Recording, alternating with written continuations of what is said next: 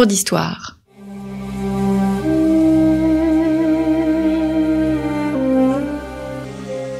Une émission de la rédaction de Storia Voce.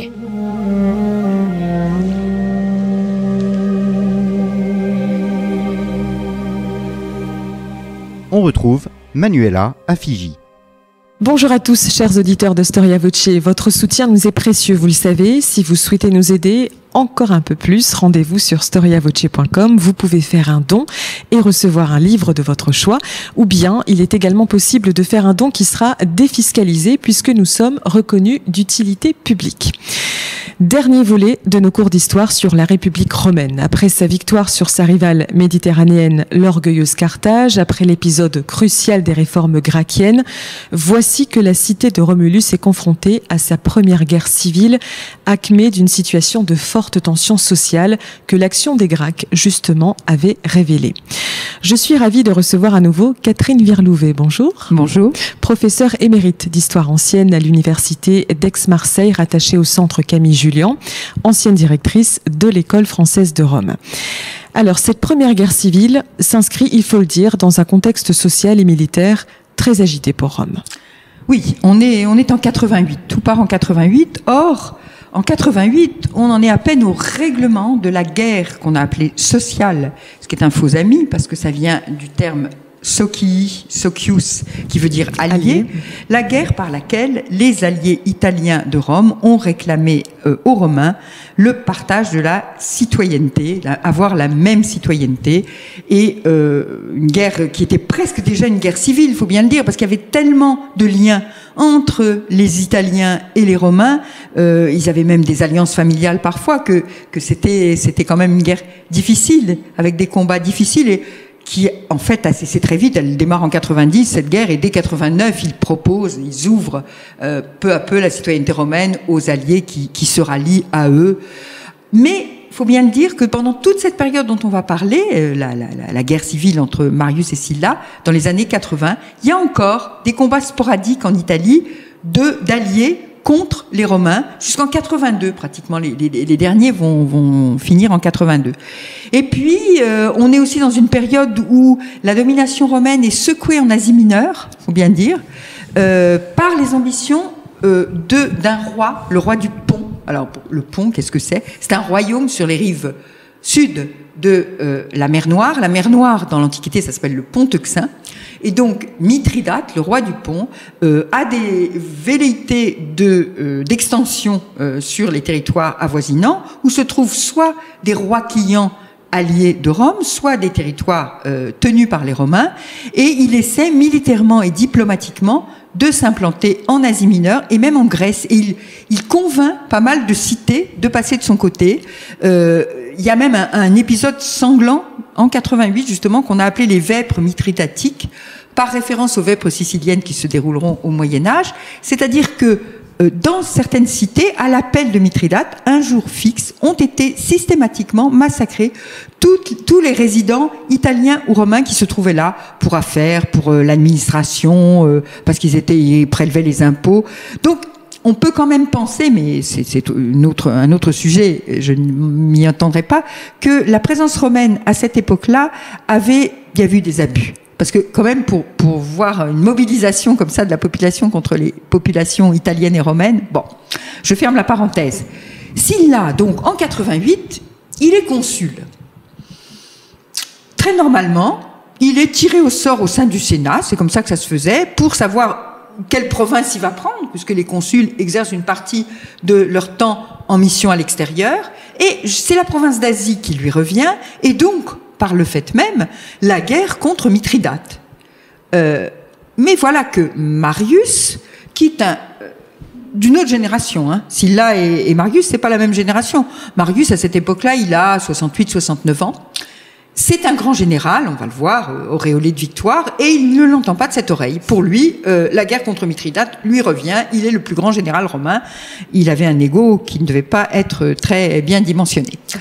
Donc, contre le fonctionnement normal des institutions, il va susciter le vote d'une loi par la population pour dire que c'était lui, Marius, qui devait mener la guerre contre Mithridate. Caius Marius et Sylla, ce sont les deux noms que vous avez évoqués, car ce sont les deux protagonistes de ce premier conflit civil. Alors, qui sont-ils? Et est-ce uniquement une rivalité personnelle qui est en jeu ici? Beaucoup de choses les opposent. Marius, c'est un homme nouveau. C'est-à-dire qu'il n'avait pas d'ancêtre qui avait exercé de magistrature élevée. Il était issu d'une famille de chevaliers. Il a été très tôt remarqué par ses qualités militaires. En 134, au siège de Numance, son général en chef valorise ses grandes qualités militaires.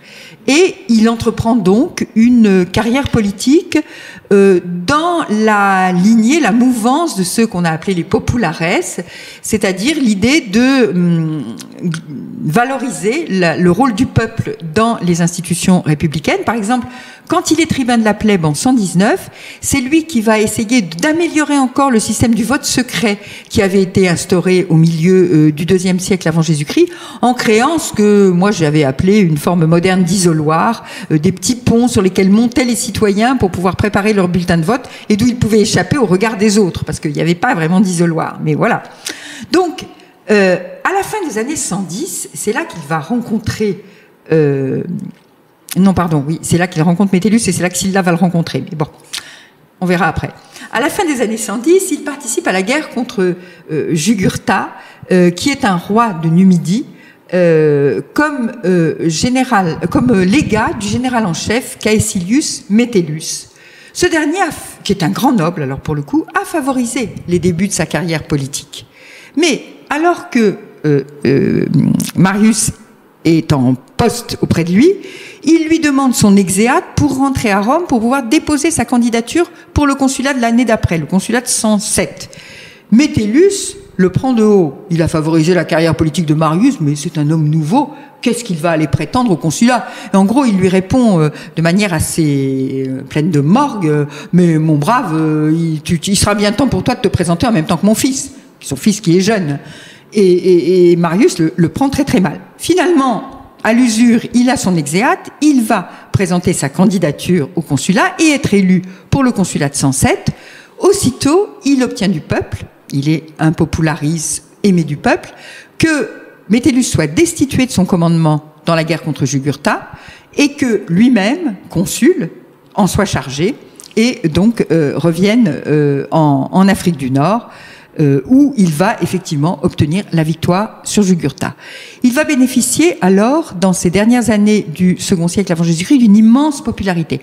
Il a été réélu, contre toutes les règles de la carrière des honneurs, il a été réélu 6 fois consul entre 107 et 100. Et puis surtout, ce qui a encore accru sa popularité, quand on sait la terreur qu'inspiraient les Gaulois aux Romains depuis le peut-être un peu légendaire, mais sac de Rome par les Gaulois au début du IVe siècle avant Jésus-Christ, il a remporté des victoires essentielles sur des populations qui attaquaient le sud de la Gaule transalpine, donc le sud de la France actuelle, si vous voulez, pour faire vite, et le nord de l'Italie, qui étaient les Cimbres et les Teutons. 2 victoires. À Aix-en-Provence en 102 avant Jésus-Christ, à Versailles, qui est une commune du nord de l'Italie, en 100, qui lui valent un triomphe formidable et qui surtout lui valent une aura extraordinaire auprès des Romains. Ça, c'est Marius. Sylla, c'est le contraire. Sylla, il est issu d'une très grande et très vieille famille, non seulement noble, mais même patricienne. Il s'est fait remarquer lui aussi par ses qualités militaires et en particulier, il a servi comme légat de Marius dans la fameuse guerre contre Jugurtha. Et c'est grâce aussi à ses qualités militaires et diplomatiques que Jugurtha a été livré à Marius, aux Romains donc, par le roi de Maurétanie, Bocchus. C'est Sylla qui est allé parlementer pour avoir à la fin, quand Jugurtha avait été vaincu, le fait qu'il soit livré aux Romains. Et d'ailleurs, pendant ces campagnes d'Afrique du Nord, se manifeste déjà une certaine tension, parce que Marius trouve que Sylla lui fait un peu d'ombre. Et puis Sylla, sur le plan politique, à la différence de Marius, fait partie de ceux que j'ai appelés les optimates, partisans de la prévalence de l'autorité du Sénat. Et d'ailleurs, il a épousé une Cecilia Metella, donc une des filles de la famille du fameux Métellus qui avait traité si mal le pauvre Marius. Donc, à la fois entre les deux hommes, il y a des rivalités personnelles, vous avez raison, mais en même temps, vous voyez qu'il y a aussi une appartenance à des mouvances et à des interprétations des institutions républicaines différentes. L'hostilité va croissante entre Marius et Sylla, entre Populares et Optimates. Finalement, qu'est-ce qui va précipiter l'affrontement ? C'est tout simplement le fait que Sylla soit dépossédé de son commandement en 88. En 88, quand Marius fait voter cette loi qui lui donne le commandement, Sylla, imaginez-vous, est déjà à Brinde, d'où s'embarquent toujours les troupes pour l'Orient. Avec ses troupes, il est prêt à partir pour faire la guerre contre Mithridate. Et c'est à ce moment-là qu'il harangue ses hommes et qu'il les convainc de marcher sur Rome pour récupérer ce commandement qu'on lui a indûment volé, puisque il a été nommé commandant suivant toutes les meilleures règles républicaines. Les hommes acceptent de marcher avec lui, il n'y a que les officiers qui se tiennent en réserve. Il va donc faire, et ça c'est très important, cette marche sur Rome, elle aura une grande postérité, jusqu'à Mussolini, mais il va donc entrer dans Rome, faire annuler le plébiscite qui voulait que ce soit Marius qui soit le général et poursuivre comme des ennemis publics les marianistes en les faisant mettre à mort sans jugement. Marius arrive à s'enfuir, mais il y a quand même quelques marianistes qui laissent leur peau. Et c'est inouï, cette marche sur Rome, c'est inouï. Entrer dans Rome en armes, comme si elle était une ville ennemie, franchir la limite sacrée, ce qu'on appelait le pomerium, où les soldats n'ont pas le droit d'entrer, on n'a pas le droit d'entrer en armes, sauf pour célébrer le triomphe si le Sénat et le peuple en ont donné l'autorisation. C'est vraiment inouï. Et la question que se posent les historiens, c'est l'armée a suivi. Pourquoi ?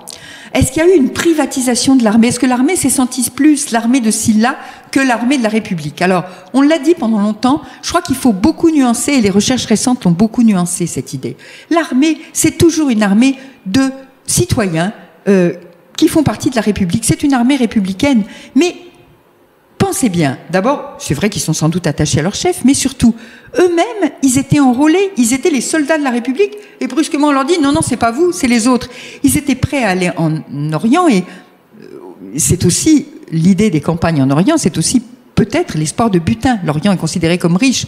Donc tout ça fait qu'on peut expliquer cette montée de l'armée sur Rome.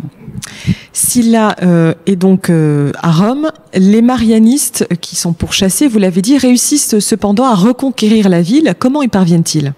Alors Sylla, il faut savoir d'abord qu'après avoir mis des gens pour surveiller Rome et puis avoir fait quelques réformes qui ne vont pas durer, il repart pour l'Orient. Parce que ce qui l'intéresse, c'est d'avoir la gloire militaire et de vaincre Mithridate. Si bien que, sur fond de tensions extrêmes, non seulement dans Rome, mais en Italie, j'ai dit, il y a encore des alliés qui se battent, donc il y en a qui prennent fait et cause pour les marianistes, d'autres pour les Sillaniens. Les marianistes et Marius parviennent, à leur tour, à entrer dans Rome et, à leur tour, massacrent violemment leurs adversaires. Il y a des têtes coupées exposées au forum, il y a des corps traînés par des crocs sur l'esquilin, enfin c'est terrible. Et il déclare aussi Sylla ennemi public. Mais cela ne marque pas pour autant la fin de la guerre. Sylla, vous l'avez dit, retourné en Orient et il continue de porter la guerre contre Mithridate. Mais étant ennemi public numéro 1 à Rome, en quel nom fait-il cette guerre finalement ? C'est tout le paradoxe. Il arrive en 87 en Orient, en Grèce d'abord. Il apprend les événements de Rome, mais il décide que, et donc il n'est plus à la tête des armées de la République, d'ailleurs les marianistes envoient un autre contingent avec un autre général, mais il décide qu'il continuera le combat contre Mithridate et il remporte des victoires diplomatiques, des victoires militaires et il continue. Ces troupes l'acclament du nom d'impérator, ce qui est important, parce que c'est le général en chef, victorieux, et c'était un nom qui était donné normalement seulement au moment du triomphe, qui n'était donc pas donné par les soldats. Donc on voit que, en fait, ce qui change dans l'armée, c'est pas les armées en elles-mêmes qui sont républicaines, c'est la place du commandement et l'évaluation, la perception que les hommes ont du commandant dans les armées de la République. Donc il repousse Mithridate, c'est lui qui négocie la paix avec Mithridate en 85. un peu vite fait parce qu'il a quand même envie de revenir en Italie où il se rend compte qu'il va avoir des problèmes à régler puisqu'il y est l'ennemi public. Et le temps de remettre un peu d'ordre, en 84, il se réembarque pour Rome.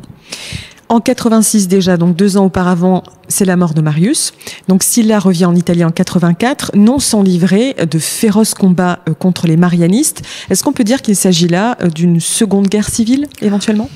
Alors moi, j'y verrais plutôt la continuation de la même, puisque pratiquement ça n'a jamais cessé. Marius est mort entre-temps, effectivement, de vieillesse, mais il y a les marianistes qui restent, et on peut dire que le retour de Sylla et de ses troupes en Italie est accueilli de manière contradictoire par les sénateurs et la classe politique romaine en général. D'un côté, il y a ceux proches des marianistes qui vont mobiliser des troupes pour repousser Sylla.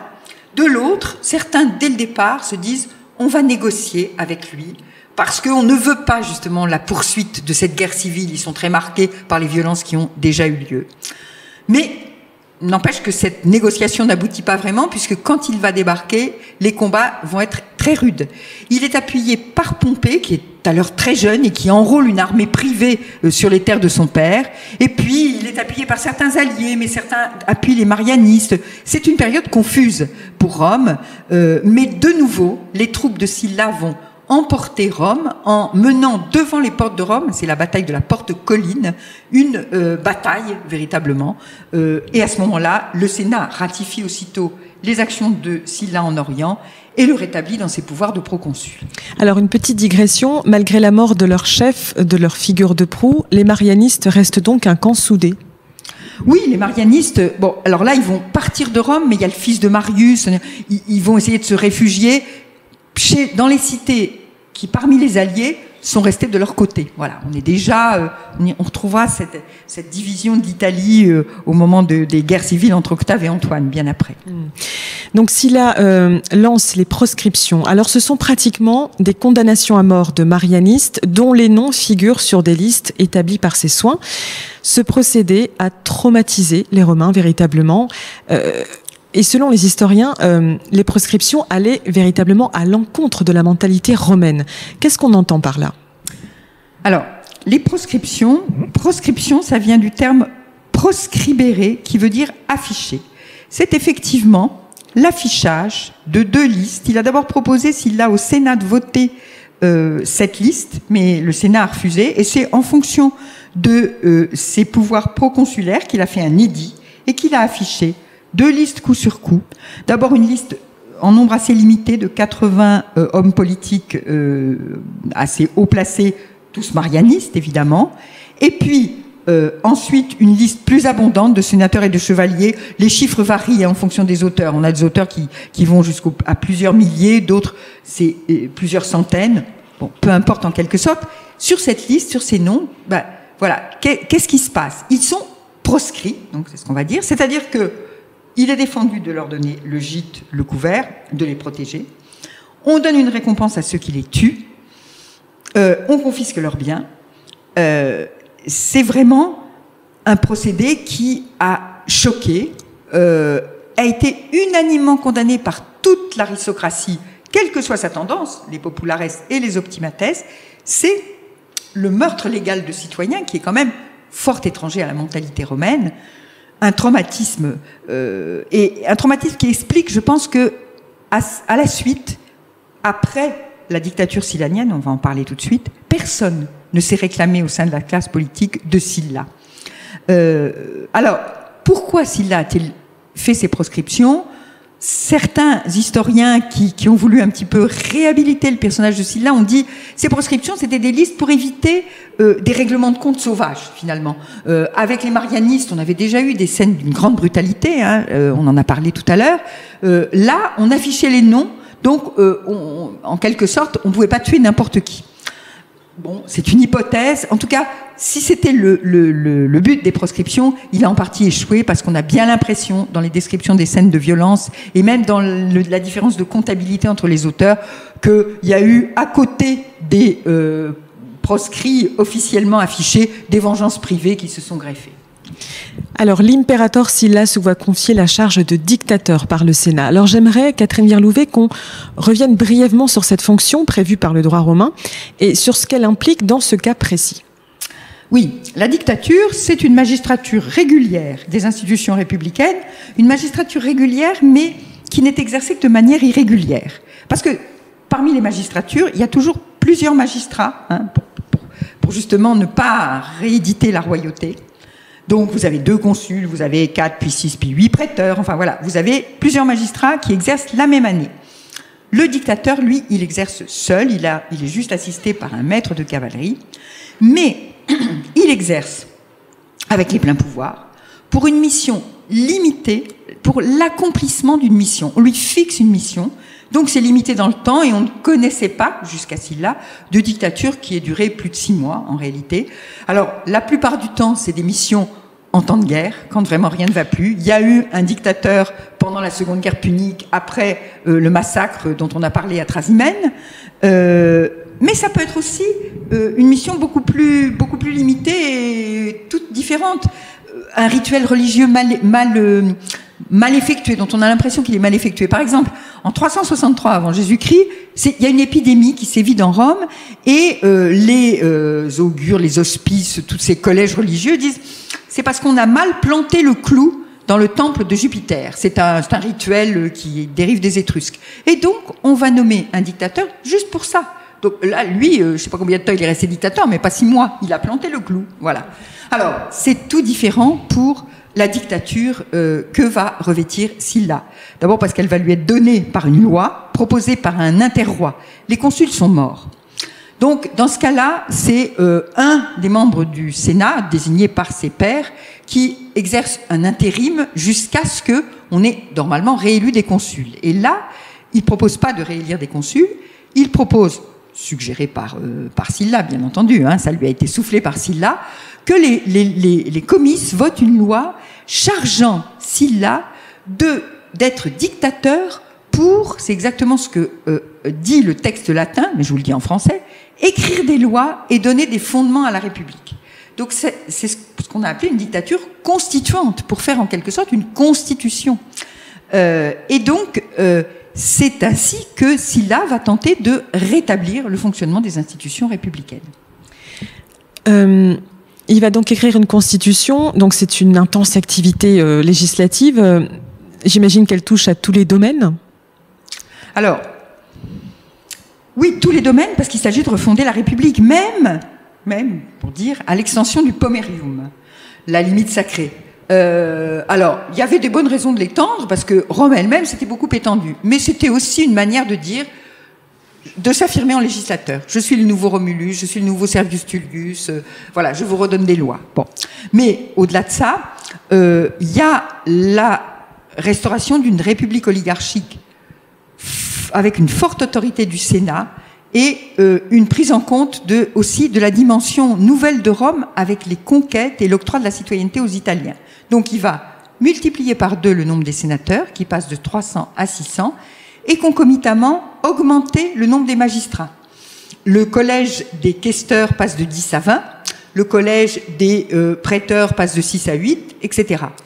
À côté de ça, deuxième mesure, affaiblissement total du tribunat de la plèbe. Le tribunat ne peut plus intercéder, n'a plus le droit de veto, donc ne peut plus arrêter l'action des magistrats. Les propositions que fera le tribun devront être assorties en amont de l'accord du Sénat, et surtout, le tribun de la plèbe ne peut plus postuler à aucune autre magistrature, ce qui est une manière de le vider de son contenu. On ne peut plus faire carrière politique si on devient tribun de la plèbe. Autre mesure, il rend les tribunaux permanents qui jugeaient les magistrats sortis de charge entièrement au Sénat, qui fait que comme les sénateurs sont d'anciens magistrats, ils sont un peu jugés par team, enfin bon. Il supprime les distributions frumentaires que Caius Gracchus, dans son programme politique, avait instauré pour les citoyens de la ville de Rome. Il avait instauré des distributions de blé à prix réduit, il les supprime, et il prend des mesures, alors ça c'est très... enfin, il y a un peu d'ironie dans tout ça, il prend des mesures pour éviter que ce qu'il a fait ne se renouvelle. C'est-à-dire qu'il va étendre l'interdiction d'entrer en armes, pas seulement à Rome, mais à l'ensemble de l'Italie péninsulaire. En somme, on ne peut plus entrer en armes quand on est à la tête d'une armée romaine, à partir d'un petit fleuve qui marque la limite entre la Toscane et la Ligurie, qui s'appelle le Magra, et de l'autre côté, du côté des Marches, le Rubicon. Le fameux Rubicon, qui doit dire quelque chose à nos auditeurs et que César franchira malgré tout en dépit de cette interdiction. Il remet aussi en vigueur la loi qui réglait la carrière des honneurs, la loi Vilianalis, en accentuant encore le temps qu'on doit passer avant d'exercer de nouveau une magistrature. Enfin, voilà, en somme, il veut éviter que son propre cas ne se reproduise. Mais, fin 80, il abdique, il se retire de la vie politique en 79, il meurt en 78. Donc quand même, la personne de Sylla reste vraiment un mystère. Alors d'aucuns l'ont décrit comme le dernier roi de Rome, d'autres comme un empereur avant l'heure. Est-ce qu'on réussit aujourd'hui à le comprendre, à comprendre son action politique et à comprendre aussi son abdication ? Alors oui, on a dit que Sylla avait aspiré à la monarchie. C'est en particulier un ouvrage qui a fait date, mais qui est très ancien, dans les années 30, de Jérôme Carcopino, qui s'appelait Sylla ou la monarchie manquée, qui a affirmé que son action tendait à la monarchie et en tout cas préfigurait ce que deviendrait le régime impérial. D'ailleurs, Carcopino insistait sur le lien que Sylla affichait délibérément, son lien privilégié avec les dieux. Il avait pris comme surnom le surnom de Félix, qui veut dire protégé des dieux. Et il disait que c'était Vénus Victrix, la Vénus qui donne la victoire, qui le protégeait en particulier. Mais aujourd'hui, on a tendance à ne pas retenir l'hypothèse de son aspiration à la monarchie, ne serait-ce que parce qu'il a abdiqué. Alors cette abdication, c'est un petit peu un mystère. Est-ce que, parce que nos sources le disent quand même, est-ce que l'opposition qu'il rencontrait au sein du Sénat a relevé la tête un petit peu, s'est fait de plus en plus importante et que ces sénateurs qui n'approuvaient pas sa dictature, il a fini par se dire mieux vaut que je parte avant qu'on me pousse dans le dos.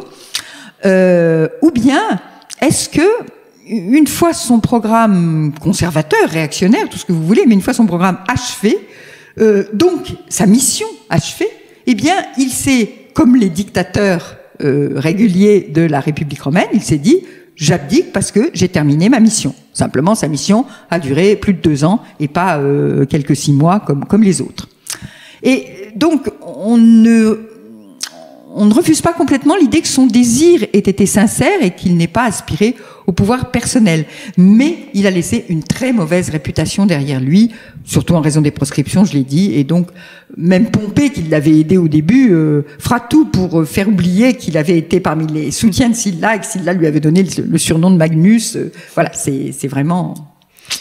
Alors là, nous avons quand même un paradoxe troublant. Sylla veut refonder la République oligarchique, il veut redonner la prééminence au Sénat, ce qu'il fait de fait, et en même temps, il fait émerger cette figure d'homme fort qui concentre tous les pouvoirs. Qu'est-ce que cela nous dit finalement de la situation des institutions romaines à cette époque ? Oui, c'est bien là, avec la personnalité de Sylla, qu'éclate au grand jour une contradiction fondamentale, une incompatibilité entre un homme providentiel tel qu'il a voulu l'incarner et la République sénatoriale qu'il voulait restaurer. Le paradoxe, c'est qu'il avait déjà enfreint les lois qu'il va remettre en vigueur avant même de prendre le pouvoir, en le prenant, enfin, avant même de devenir dictateur constituant, en prenant le pouvoir par la force, en le gardant pendant plus de 2 ans. Donc, les institutions, ce que ça nous dit des institutions romaines et des institutions de la République, peut-être, c'est que ces institutions, elles avaient fonctionné, elles s'étaient développées dans le cadre d'une cité-État, de taille, certes importante, mais de la taille d'une cité-État. Elles étaient de plus en plus en porte-à-faux face à un si grand empire territorial qui favorisait finalement l'émergence de fortes personnalités, souvent auréolées de gloire militaire, comme c'est le cas de Marius et de Sylla. Est-ce que les réformes syllaniennes ont survécu à Sylla ? Alors, il faut bien dire que presque toutes les grandes réformes de Sylla ont été annulées dans la décennie qui a suivi son abdication. Le tribunat de la plèbe a été restauré dans ses pouvoirs, réinséré dans la carrière des honneurs, comme on dit, même s'il n'en fait pas vraiment partie parce que les patriciens peuvent pas le mener, mais enfin, voilà. Les distributions fumentaires ont été aussi restaurées en 73 avant Jésus-Christ. Les tribunaux ont été confiés à des jurys mixtes où on faisait de nouveau rentrer des chevaliers, puis des citoyens qu'on appelle les tribuns du trésor, des citoyens un peu de la première classe, un peu riches. En revanche, il faut bien voir qu'il y a quelque chose sur lequel on n'est pas revenu parce que ça correspondait vraiment à un besoin d'évolution de ces institutions de la cité-État, c'est le doublement du nombre des sénateurs. Parce que on a dit, les opposants à Sylla ont dit il avait doublé juste pour faire entrer ces hommes, c'était des gens qui méritaient pas d'être sénateurs. En réalité, les études prosopographiques qu'ont pu mener les spécialistes montrent que c'était des chevaliers et tout ce qu'il y a de meilleure famille. Et l'augmentation aussi du nombre des magistrats, parce que c'était vraiment un besoin de l'administration d'un grand empire. Alors, au sortir de cette guerre, Rome a changé de visage, de dimension, et son expansion territoriale et démographique change les rapports politiques et sociaux. Quelles en sont les conséquences concrètes ? Est-ce la naissance de l'aspiration de Rome à l'universalisme, d'une certaine manière ? Alors, les changements marquants de cette période, en définitive, sont pas à chercher en premier lieu dans la tentative de restauration de la République oligarchique par Sylla, mais touchent, me semble-t-il, fondamentalement deux domaines. D'une part, l'affirmation, et là Sylla en est bien un exemple, mais Marius en était un autre auparavant, et puis on en aura d'autres avec Pompée, César, Octave, Antoine, etc. L'affirmation de l'importance des grands généraux, hommes providentiels dans la République. Et là, on a vraiment les prémices du changement qui conduira au changement de régime politique en 27 avant Jésus-Christ.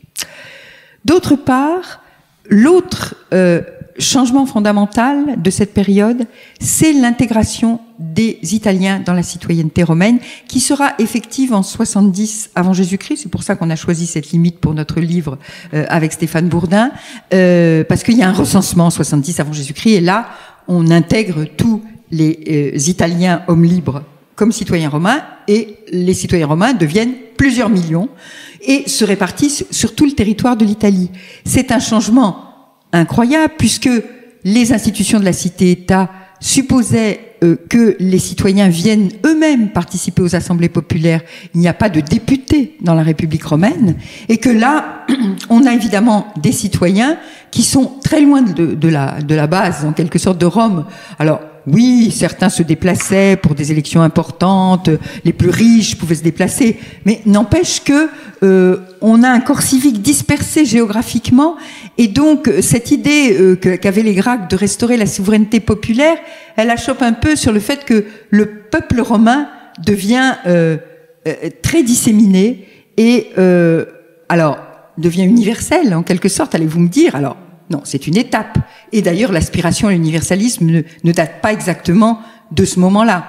Déjà, dans le moment des conquêtes, en particulier quand ils ont entrepris la défense des cités grecques, de la civilisation grecque au IIe siècle avant Jésus-Christ, il y a eu cette idée qu'il fallait porter des valeurs universelles qui étaient les valeurs grecques.